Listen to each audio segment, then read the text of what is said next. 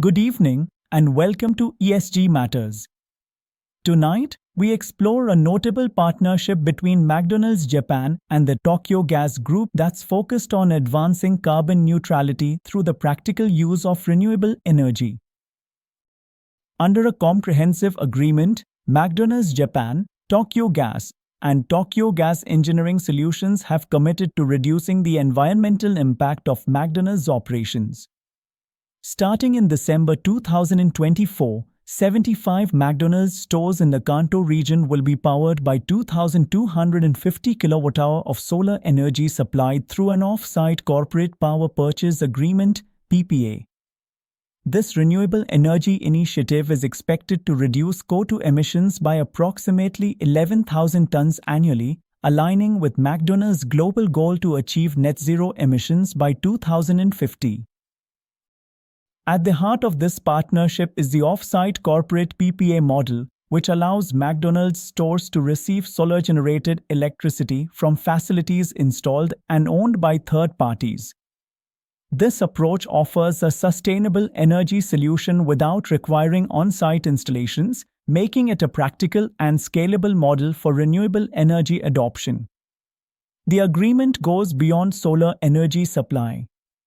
It also includes initiatives to optimize energy usage across McDonald's facilities by leveraging data to enhance energy efficiency. This effort builds on McDonald's Japan's existing achievement of powering 450 stores with CO2-neutral electricity, further expanding the chain's commitment to renewable energy. The shared goals of both partners underline the significance of this collaboration. McDonald's Japan aims to reduce greenhouse gas emissions by 50.4% by 2030 compared to 2018 levels and achieve net zero emissions by 2050. Tokyo Gas, through its Compass 2030 strategy, is dedicated to advancing carbon-neutral energy solutions. Together, they represent a united front in advancing sustainability. From an industry perspective, this initiative sets an important example for the food and beverage sector. Corporate PPAs, like the one adopted here, demonstrate how global brands can meet ambitious sustainability goals while ensuring long-term cost stability for renewable energy. McDonald's Japan's leadership in sustainable business practices sends a clear message to other retail and food service chains about the value of cross-sector collaboration in achieving environmental impact reductions. On a global scale, this partnership highlights the transformative potential of corporate PPAs in accelerating the shift to renewable energy. By integrating solar power into its operations, McDonald's Japan is not only reducing its carbon footprint but also supporting the broader renewable energy ecosystem in Japan. We'd love to hear your thoughts. Do you think corporate PPAs are the best way for businesses to adopt renewable energy? What other industries can benefit from corporate PPAs like McDonald's Japan's solar initiative? Let's turn our attention to the global food industry, where the 2024 Access to Nutrition Initiative, ATNi, Global Index sheds light on the nutrition-related efforts of the world's largest food and beverage manufacturers. This fifth edition of the index, released in November 2024, evaluates 30 leading companies, offering key insights into how the industry addresses challenges like obesity and undernutrition. France's Danone emerged as the top performer, with over 70% of its revenue derived from products classified as healthy under the Health Star Rating (HSR) system.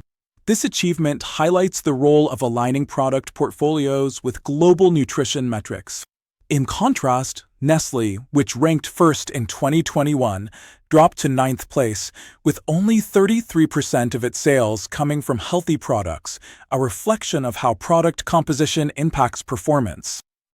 One of the index's key findings is the strong correlation between healthier product portfolios and higher scores.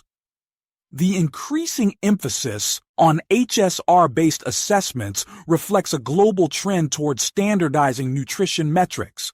a step important for ensuring transparency and comparability across markets.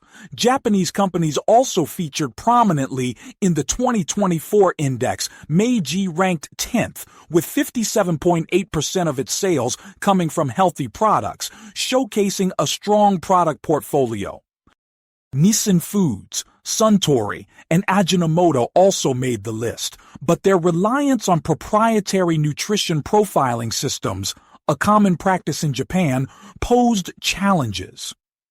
These systems, while tailored to local dietary preferences, are not widely recognized internationally, affecting the company's overall rankings. To improve their global competitiveness, Japanese food manufacturers are encouraged to adopt internationally recognized nutrition profiling systems like HSR or Nutri-Score. Such alignment can enhance transparency, foster consumer trust, and better meet investor expectations. At the same time, discussions are underway to develop a Japan-specific nutrition index that reflects the country's unique dietary culture and challenges while aligning with global best practices. The global takeaway from the 2024 ATNi Global Index is evident. Standardized nutrition metrics are no longer optional for companies aiming to remain competitive in the evolving food industry landscape. By integrating these systems and addressing local challenges, manufacturers can position themselves as leaders in both health and sustainability. As we close, we'd love to hear your thoughts.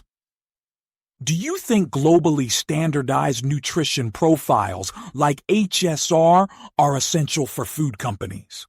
What strategies should Japanese food companies adopt to improve their global nutrition ratings? Mitsui OSK Lines, ML, alongside key industry players, has signed a memorandum of understanding to develop a green corridor for low-carbon shipping between Portugal and Northern Europe. This initiative, spearheaded by Medokwa Renewables, a Dutch-Portuguese company known for green hydrogen and sustainable fuel projects, marks an important step toward decarbonizing global shipping. The green corridor is designed with sustainability at its core. Transport routes will utilize low-carbon fuels, such as green ammonia and e-methanol, aiming to substantially minimize greenhouse gas emissions. This effort is backed by a diverse coalition of stakeholders, including those from finance, terminal operations, academia, and green fuel industries. The collaboration aligns with the EU's ambitious climate targets and aims to contribute to the rapidly expanding global green fuel market. ML brings its extensive expertise in decarbonized maritime logistics to this partnership. The company will focus on green fuel transportation and deploying zero-emission vessels. By sharing operational insights, ML will help establish the logistics and management frameworks necessary for green fuel operations. This initiative aligns with ML's Environmental Vision 2.2, which targets net zero greenhouse gas emissions by 2050. The Green Corridor also builds on international agreements between Portugal and Germany and partnerships with major ports like Rotterdam and Duisburg, further accelerating its implementation. Beyond its environmental goals, the initiative aims to establish a global benchmark for sustainable shipping logistics. It underscores the critical role of maritime transport in reducing emissions, as the industry accounts for a notable portion of global carbon output. On a global scale, the Green Corridor serves as a clear example of how international collaboration and innovation can drive decarbonization in the shipping industry. By integrating green fuels and sustainable practices into maritime logistics, projects like this are paving the way for a cleaner and more sustainable future. As we wrap up, we'd love to hear your thoughts. Would you support paying more for products shipped via green logistics? What's your view on green corridors as a model for decarbonizing global shipping? Thank you for joining us on ESG Matters. Stay tuned for more stories highlighting the innovative strategies shaping a more sustainable world.